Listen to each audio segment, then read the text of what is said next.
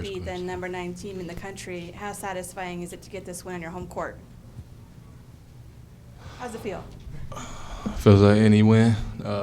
We love wins at Xavier. But, it was a total team effort. The coach challenged us, the past, since we started declining on the defensive end. He doesn't challenge us. We've been competing every day in practice to get back to our defensive ways. So be there on the catch. Creighton spreads the floor like no other team, and he just challenged us to be there on the catch. And it was just total team defensive effort. Semaj,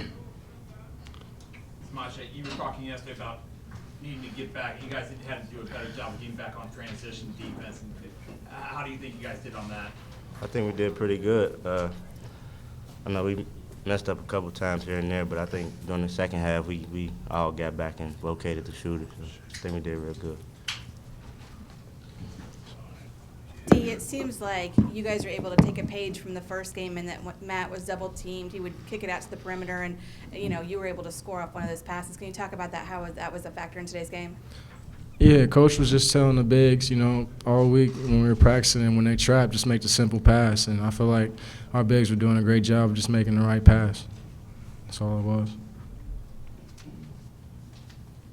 You guys seem very kind of cool right now, but can you talk about the excitement in the locker room afterwards and just getting such a big win?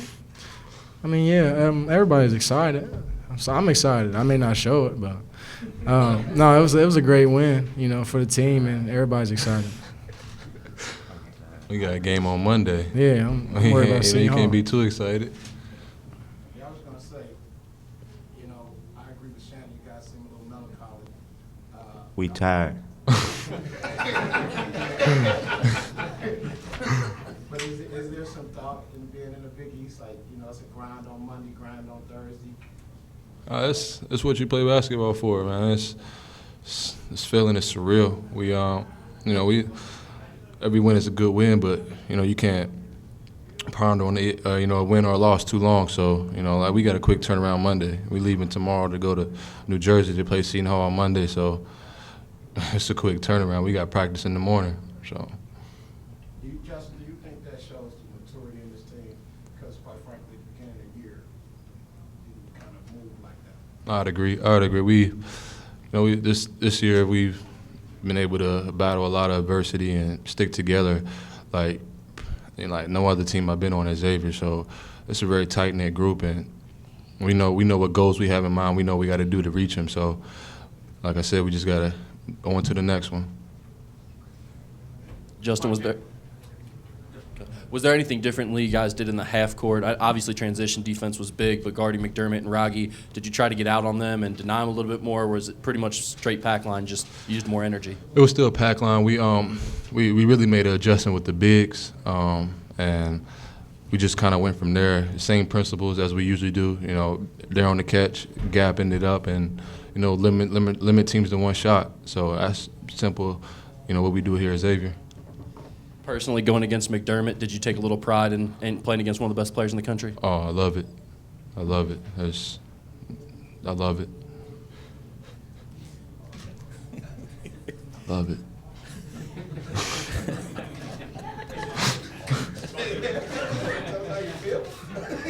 Love it. Anything about yourselves in this game, the way the team played, top 10 team here, and obviously the excitement around this game, the way you guys kind of handled the moment? I'd say we fought through adversity. I know in the second half they made their run. Everybody's kind of getting frustrated, but we stuck it out and stayed together. That's the biggest point with us. If we stay together, we'd be fine, no matter what's going on the court. I feel like we stayed together. Do you believe that after tonight you've done enough to earn an NCAA tournament? We could do more. Yeah, we always can do more, but I hope so. Yeah. we always can do more. Still a lot more to do. So We let you guys figure that out. Justin, was the going against McDermott and the excitement of the game, did that feed into your rebounding? Because I think you tied your career high just in the first half alone and finished with, I think, 15. Just Anytime our bigs are on the perimeter because they have shooters, it's just somebody has to rebound. So a lot of times I was in the perfect position to rebound, and long shots equal long rebounds. So we just I just really attack the glass and try to, like we always try to limit teams to one shot. So. Is it possible, any one of you guys, is it possible in the league and with the competition that you play against night in and night out to play with the same level of passion, confidence, whatever you want to call it, that you displayed today, or do you have to kind of ration it at all? I say we come out with the same energy, We want to come out with the same energy we did tonight every game, but I mean, sometimes you get off to a slower start than others, and I mean that could have an effect on the energy of the team. But especially at home, like the crowd we had tonight, we always have energy. You guys have won 2 straight. Semaj, I do think that the Georgetown game, in retrospect, was kind of a wake-up call for you guys with so much at stake here down the stretch. Yeah, I think every loss we take is a wake-up call. We got to get back to what we was doing when we was winning. So I think the Georgetown loss was a wake-up call for us. Holy cow. Are you kidding me? I just want to start out by thanking our crowd. Our fans were awesome. Largest turnout in Xavier basketball history, 10,500, and we felt them each and every possession down the stretch. I mean, it's just I can't imagine what Creighton was feeling. As far as the game, our players played with so much toughness, so much heart. We had that drought in the second half where we couldn't score. I don't know how long it lasted. It seemed like the entire second half there for a little bit.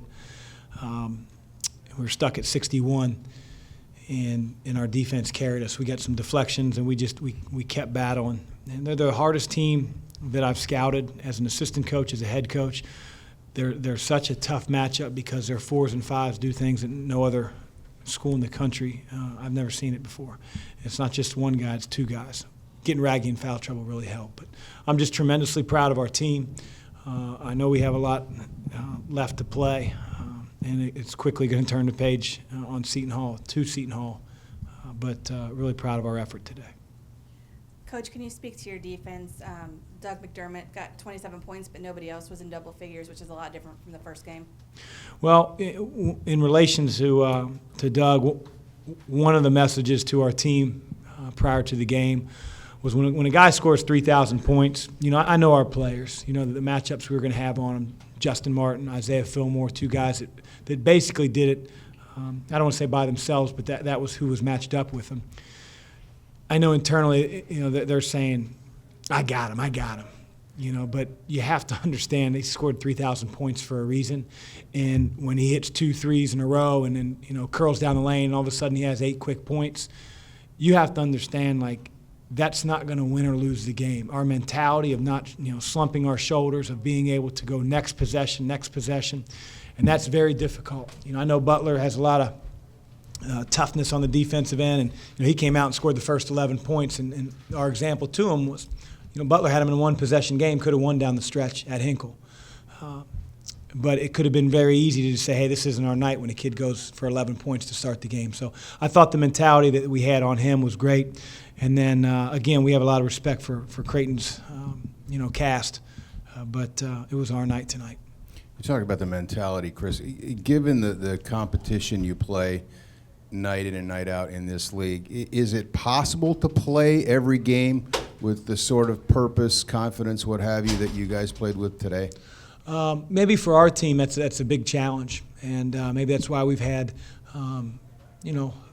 a couple lulls at times during the season where it's like we didn't play as well the previous game.